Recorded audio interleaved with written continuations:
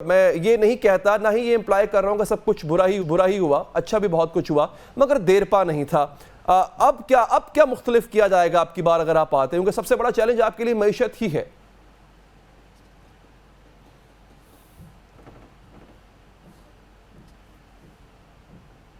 तो मैं हर एक का जवाब दे दूंगा। देखें, दो तीन चीजें जो 13-18 के अंदर हम भूल जाते हैं जी। जब हमें हुकूमत मिली तो ये मुल्क दहशत गर्दी से भरा पड़ा हुआ था और 2500 धमाके पाकिस्तान में एक साल में होते थे, टेररिस्ट इंसिडेंट्स, और 12-12 14-14 घंटे की लोड शेडिंग थी।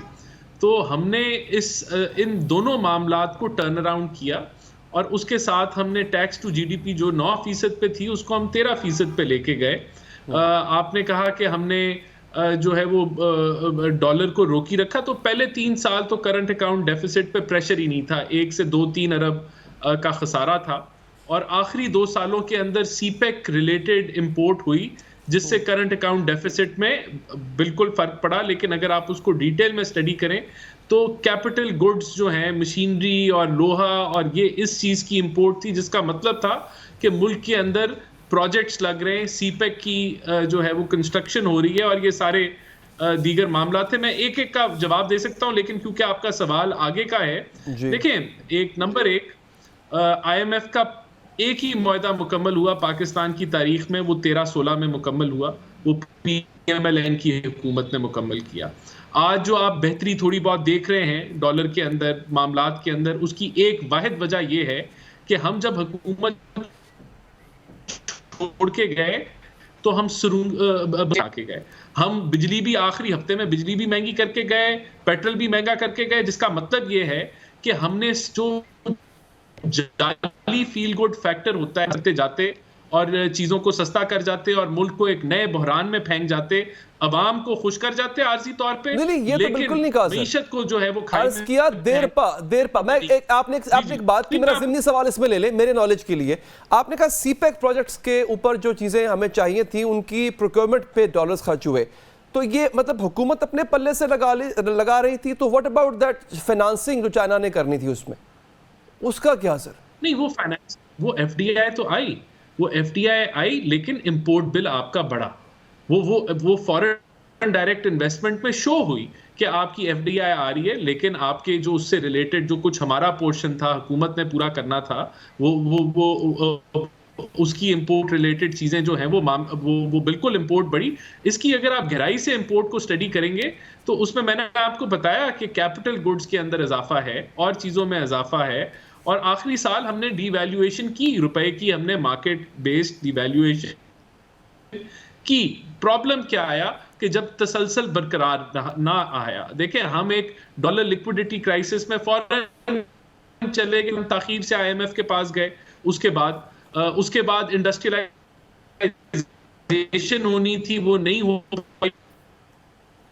इंडस्ट्रियलाइजेशन कहा सर आपने? उसकी पाकिस्तान की तारीख है जी, आपकी आवाज कट गई थी, आपने कहा इंडस्ट्रियलाइजेशन नहीं हो पाई सर? नहीं हो पाई, PTI के दौर के अंदर टैक्स कलेक्शन नहीं बढ़ पाई और हम एक रिवर्सल के अंदर चले गए, जिसकी बहुत सारी गलतियां की गई। लेकिन मूविंग फॉरवर्ड देखिए, हम समझते हैं। तो सर ये बताइएगा, उनके दौर में एक्सपोर्ट कैसे बढ़ गई और आपके दौर में एक्सपोर्ट का जो एक मार्जिन था वो इतना सुस्त क्यों रहा? फिर आपके दौर में तो इंपोर्ट्स को सर गियर लगा हुआ था। देखें, आपने अपने इंट्रो में ही इसका जवाब दे दिया। आपने कहा कि कमोडिटी प्राइसेस दुनिया में कम तरीन सतह पे थी जी। तो जब कमोडिटी प्राइसेस कम तरीन सतह में होती हैं तो आपकी एक्सपोर्ट का जो डॉलर टर्म्स में वैल्यू है वो कम हो जाती है। तो आपकी अगर वॉल्यूम बढ़ भी रही थी एक्सपोर्ट्स की, तो आपका वो डॉलर वैल्यू नहीं बढ़ रही थी। और जब आपने PTI के दौर में देखा, आपने बिल्कुल 32 अरब डॉलर की एक्सपोर्ट की, लेकिन आपकी इंपोर्ट जो है वो 82 अरब डॉलर पे चले गई। तो आपके क्योंकि कमोडिटी प्राइसेस सबसे ज्यादा तरीन सतह पे थी PTI के दौर में, या बढ़ने की तरफ थी, तो आपने देखा कि आपकी एक्सपोर्ट्स जो है वो डॉलर वैल्यू उनकी बढ़ गई, क्वांटिटी इतनी नहीं बढ़ी। और इसी तरह आपकी इंपोर्ट और जो एक्सपोर्ट का गैप था वो रिकॉर्ड हाई था, 50 अरब डॉलर का था। तो ये इसमें देखें, हमने अगर हम बिजली घर ना लगाते, अगर हम LNG टर्मिनल ना लगाते, तो फिर तो आप भूल जाएं कि सनत कि कुछ भी आप कर सकते हैं ना। नहीं वो ठीक है सर, लेकिन अगेन उसने उन टर्मिनल्स ने, उन प्रोजेक्ट्स ने आपके जो गर्दिशी कर्जा है उसमें उन्होंने इजाफा किया।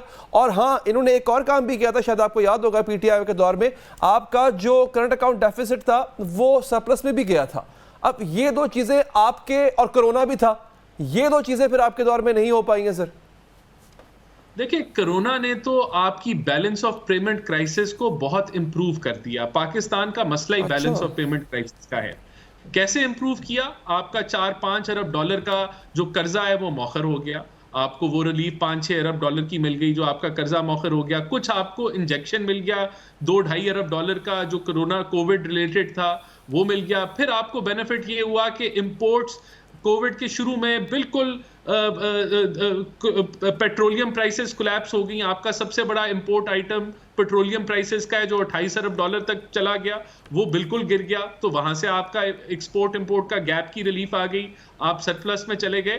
तो बदकिस्मती से जो आपके डॉलर बचे, जो आपको एक स्पेस मिली डॉलर टर्म्स में, वो पीटीआई ने बाद में जाया कर दी और उसको ट्रांसलेट नहीं कर पाए कि वहां जो है वो आपकी इंपोर्ट सब्स्टिट्यूशन और एक्सपोर्ट ओरिएंटेड इंडस्ट्री की तरफ जाती, उसको मिसमैनेज कर गए। ये बड़ी तो हमें स्पेस मिली थी जिसको हम बेहतर यूटिलाइज करते तो शायद हम बहरान में ना गिरते। देखिए, मूविंग फॉरवर्ड किसी पार्टी के पास कोई जादू की छड़ी नहीं है, ना पीएमएलएन क्लेम करती है।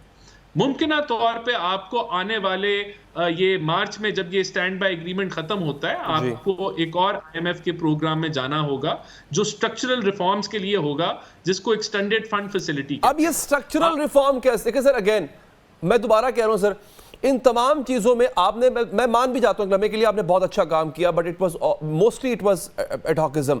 स्ट्रक्चरल रिफॉर्म के लिए अब आप क्या करेंगे? क्योंकि वो फिर बहुत से ऐसे एलिमेंट्स होते हैं स्टेट के जिनको हर्ट करता है। आपको शब्बर जदी साहब की बात याद होगी कि उन्होंने टैक्स कलेक्ट करना चाहा सर्टन सेट ऑफ पीपल से, तो वो ग्रुप बना के आ गए कि जनाब आप प्लीज हम पे टैक्स ना लगाएं। ये काम कैसे करेंगे आप?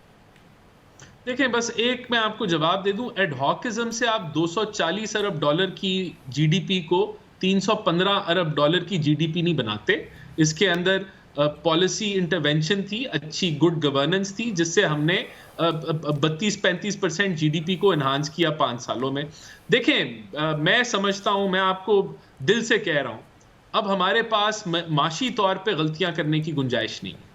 अब अगर आप पुराने तर्ज पे चलेंगे तो ये मुल्क जो है माशी तौर पे सरवाइव नहीं करेगा। तो पहली तो बात ये हो गई। अब अगर हम ये कहें कि हम स्ट्रक्चरल रिफॉर्म्स अगले आने वाले 2-3 सालों में नहीं करेंगे तो मुल्क की मईशत नहीं चलेगी, नहीं चल पाएगी। तो आपको टैक्स रिफॉर्म्स करने पड़ेंगे, आपको एक्सपेंडिचर्स के ऊपर रिफॉर्म्स करने पड़ेंगे, सब्सिडीज को आपको डायरेक्ट सब्सिडीज की तरफ जाना पड़ेगा, पेंशन्स को आपको कंट्रीब्यूटरी बनाना पड़ेगा, आपको अपना जो पीएसडीपी है, जो 15 साल का जिसका थ्रो फॉरवर्ड है, हर जमात आई उसने नए प्रोजेक्ट्स अंदर ठोक दिए, पुराने प्रोजेक्ट्स को मुकम्मल नहीं किया। आपको उनको मुकम्मल क्लोजर की तरफ ले जाना होगा ताकि उनका पे बैक शुरू हो।